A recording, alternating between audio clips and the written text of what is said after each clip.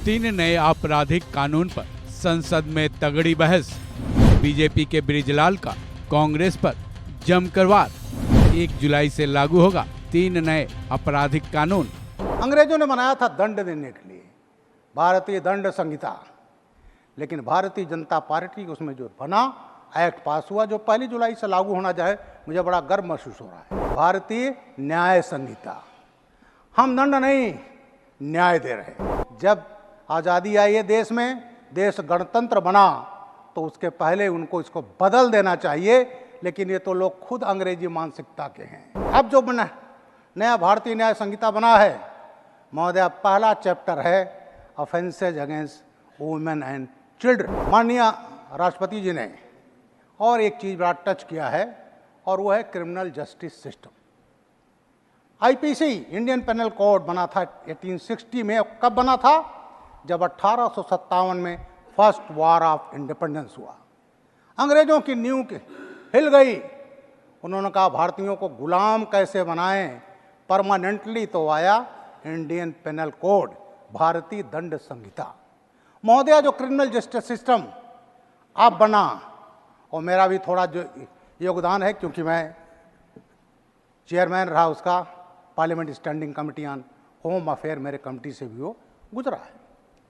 अंग्रेजों ने बनाया था दंड देने के लिए भारतीय दंड संहिता, लेकिन भारतीय जनता पार्टी उसमें जो बना एक्ट पास हुआ जो 1 जुलाई से लागू होना चाहे, मुझे बड़ा गर्व महसूस हो रहा है क्योंकि मैंने भी इसमें काम किया है। और उसमें रखा गया है भारतीय न्याय संहिता, हम दंड नहीं न्याय दे रहे। सीआरपीसी जो थी उसका नाम रखा गया भारतीय नागरिक सुरक्षा संहिता। हमारे कई कांग्रेसी मित्र कहते थे भारतीय नागरिक सुरक्षा मीन्स सिविल डिफेंस। हम कहा नहीं जनाब, सिविल डिफेंस नहीं।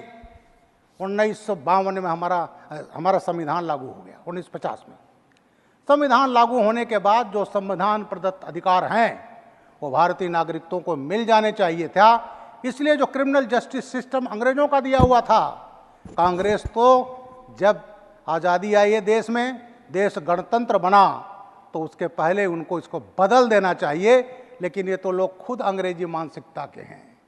अंग्रेजों के गुलाम रहे, गुलामी को स्वीकार, और वही चीज़ स्वीकार करते हैं कि आज वही कानून बना रहे जो अंग्रेजों को बनाया हुआ था। तो इन्होंने इसका हमेशा कोशिश किया कि ये ना हो, तो कहते हमने कहा नहीं साहब, ये है क्योंकि संविधान हमारा लागू हुआ, तो ये जो भारतीय नागरिक सुरक्षा संहिता जो सीआरपीसी का अब नया नाम है, वो है संविधान प्रदत्त अधिकार जो देशवासियों को उनको देने का है। तीसरा है साक्ष्य अधिनियम।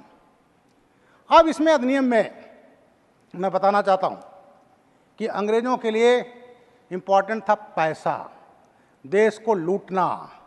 उनको मानवाधिकार से कोई मतलब नहीं था।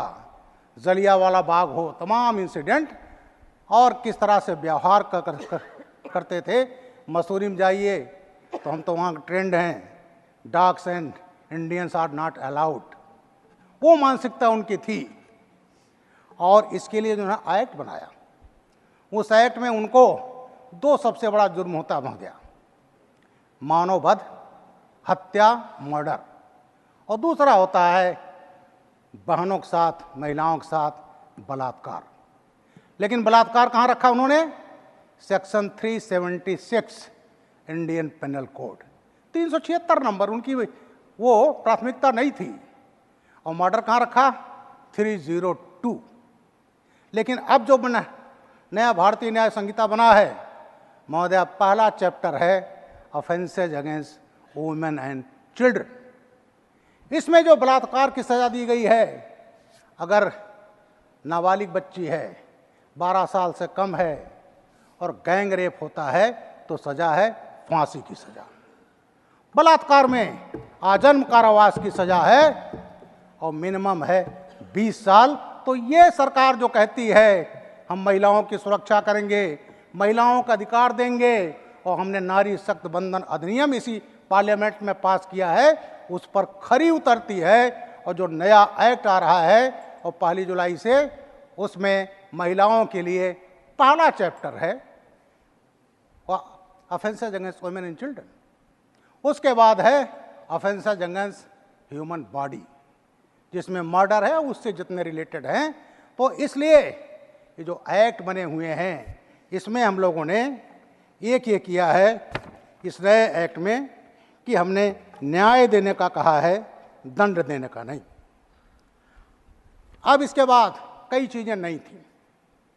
एक था ऑर्गेनाइज क्राइम, बड़े बड़े माफिया बने। बॉम्बे के हमारे मुरली देवड़ा जी बोल रहे थे, आतंकवाद था और वहाँ कौन कौन अंडरवर्ल्ड चलता था वो सभी जानते हैं। पूरे देश में था, अंग्रेजों के ज़माने में नहीं था। तो उसके बाद जो ऑर्गेनाइज क्राइम के खिलाफ एक्ट बनना चाहिए था वो नहीं था। उत्तर प्रदेश का मैं रहने वाला हूँ, पुलिस अधिकारी रहा हूँ, डीजीपी रहा हूँ, और उत्तर प्रदेश में गैंगस्टर पर कार्रवाई हुई, हजारों करोड़ की संपत्तियां जब्त की गई, क्योंकि हमारे पास उत्तर प्रदेश में उत्तर प्रदेश गैंगस्टर एक्ट था। महाराष्ट्र में मकोका था, लेकिन अब की बार ये जो ऑर्गेनाइज क्राइम है वो नए अधिनियम में जोड़ा गया है, जिससे पूरे देश में ये जो ऑर्गेनाइज क्राइम है उसको उसी तरह से जड़ से ख़त्म कर दिया जाए जिस तरह से उत्तर प्रदेश में हुआ है।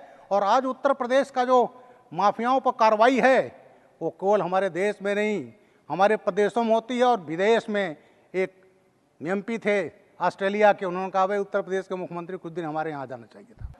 बहनों के साथ, महिलाओं के साथ बलात्कार, लेकिन बलात्कार कहाँ रखा उन्होंने?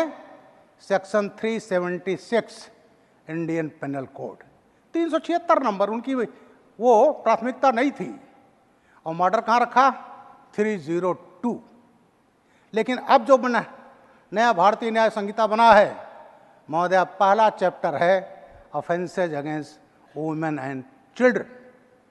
इसमें जो बलात्कार की सज़ा दी गई है, अगर नाबालिग बच्ची है, 12 साल से कम है और गैंग रेप होता है तो सज़ा है फांसी की सज़ा।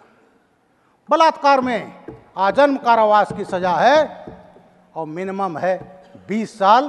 तो ये सरकार जो कहती है हम महिलाओं की सुरक्षा करेंगे, महिलाओं का अधिकार देंगे, और हमने नारी शक्ति बंधन अधिनियम इसी पार्लियामेंट में पास किया है, उस पर खरी उतरती है। और जो नया एक्ट आ रहा है और 1 जुलाई से उसमें महिलाओं के लिए पहला चैप्टर है offences against women and children. उसके बाद है ऑफेंसेज अगेंस्ट ह्यूमन बॉडी, जिसमें मर्डर है उससे जितने रिलेटेड हैं। तो इसलिए ये जो एक्ट बने हुए हैं इसमें हम लोगों ने एक ये किया है इस नए एक्ट में कि हमने न्याय देने का कहा है, दंड देने का नहीं। अब इसके बाद कई चीज़ें नई थी।